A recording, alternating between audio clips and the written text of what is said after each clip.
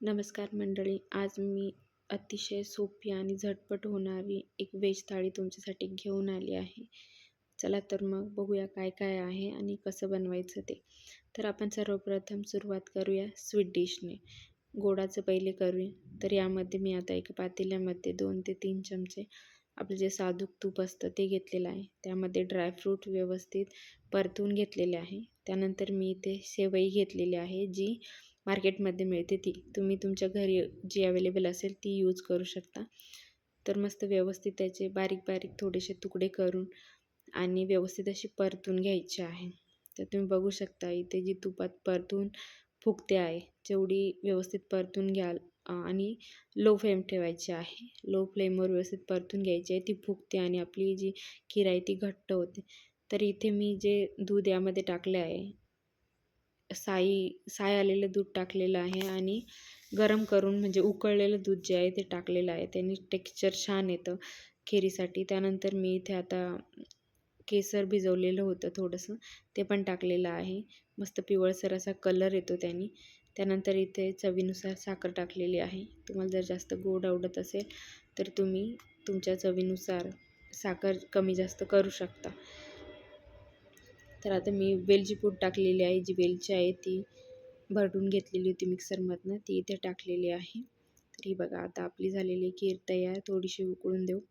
तर वळूया नेक्स्ट मेनूकडे. तर यामध्ये आता मी नेक्स्ट जे बनवणार आहे ते आहे जीरा राईस. तर त्यासाठी मी काय केलेलं आहे, इथे 1 तास जो बिर्याणी राईस आहे तो भिजत ठेवलेला होता नॉर्मल पाण्यामध्ये. तर इथे मी अंदाजे 1 वाटी घेतलेला होता. त्यासाठी मी 4 वाट्या पाणी घेतलेलं आहे आणि त्यामध्ये थोडासा लिंबाचा रस टाकलेला आहे, जेणेकरून आपले जे तांदूळ आहे ते मोकळा आणि सुटसुटीत होईल. तर थोडंसं मीठ टाकायचं आहे आणि हे 75% म्हणजे 75% शिजून घ्यायचं आहे आपल्याला भात. तर आता भाजीची तयारी करूया. भात जोपर्यंत शिजतोय तोपर्यंत थोडंसं तेल टाकणार आहे आणि ग्रेव्हीसाठी जे लागतं साहित्य आपल्याला कांदा, लसूण, मिरची, त्यानंतर थोडेसे खडे मसाले, ते मी इथे आता थोडेसे लालसर होईपर्यंत परतून घेणार आहे आणि याची ग्रेव्ही बनवून आपण ती पनीरच्या भाजीसाठी वापरणार आहे. तर इथे पनीरच्या भाजीमध्ये आपण एक ट्विस्ट देणार आहोत, तर जेणेकरून पनीरची भाजी खूप छान होते. तर आता हे व्यवस्थित परतून घेऊया आणि गार पडल्यानंतर हे मिक्सरमधून काढून घेऊया. तर आता पनीरच्या भाजीची तयारी करूया. इथं तेल तापवून दिलेलं आहे मी आणि यामध्ये कढीपत्ता, मोहरी आणि जिरे टाकलेलं आहे. जिरे मोहरी तडतडायला लागलं की आपण जी ग्रेव्ही तयार केलेली आहे कांद्याची, ती आपण याच्यामध्ये पेस्ट टाकून घेऊया. व्यवस्थित परतून घ्यायची आहे जोपर्यंत तेल सुटत नाही तोपर्यंत. तर आता आपण इथे मिक्स करून घेऊया सगळं.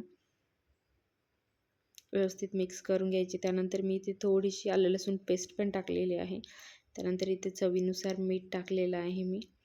त्यानंतर मी इथे 1 टोमॅटोची पेस्ट केलेली होती, प्युरी केलेली होती, ती टाकलेली आहे. त्याने मस्त थोडासा आंबटपणा येतो भाजीमध्ये आणि छान लागते. त्यासाठी आपण टोमॅटो यूज करणार आहोत. त्यानंतर आता मी इथे मसाले ॲड करते आहे. मी जास्त मसाले वापरले नाही आहे, जे घरातले आहे तेच. फक्त त्यामध्ये पनीर मसाला ॲड केला आहे. हळद, लाल तिखट आणि पनीर मसाला. त्यानंतर जी पनीरच्या भाजीची किंवा कुठल्याही भाजीची जान असते ती म्हणजे कसुरी मेथी, ती पण मी यामध्ये टाकलेली आहे. त्यानंतर हे सगळे मसाले व्यवस्थित मिक्स करून घ्यायचे आहे आणि थोडेसे शिजू द्यायचे आहे. लगेचच पनीर किंवा पाणी ॲड करायचं नाही आहे. त्यानंतर आता मी इथे पनीरचे काप केलेलं आहे ते यामध्ये मी ॲड करणार आहे.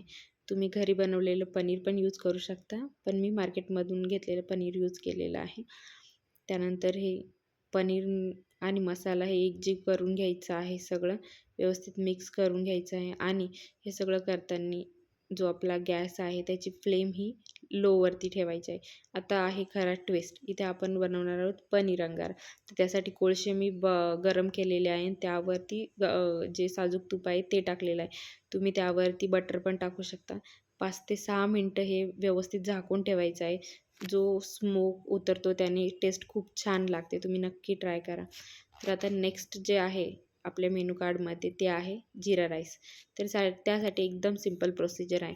तेल गरम करून घ्यायचं आहे. त्यानंतर त्यामध्ये जिरे तडतडायला टाकायचे आहे. 1 हिरवी मिरची टाकायची आहे. थोडेसे खडे मसाले टाकायचे आहे, जे पण तुमच्याकडे अवेलेबल असतील ते. आणि तुमचा जो राईस आहे तो तुम्ही 75% शिजवून घेतलेला आहे, तो व्यवस्थित त्यातलं पाणी काढून घ्यायचं आहे आणि पूर्णपणे गार करायचा आहे, म्हणजे कूल डाऊन करायचं आहे त्याला पूर्णपणे. आणि त्यानंतर मग इथे यूज करायचं आहे जिरा राईससाठी.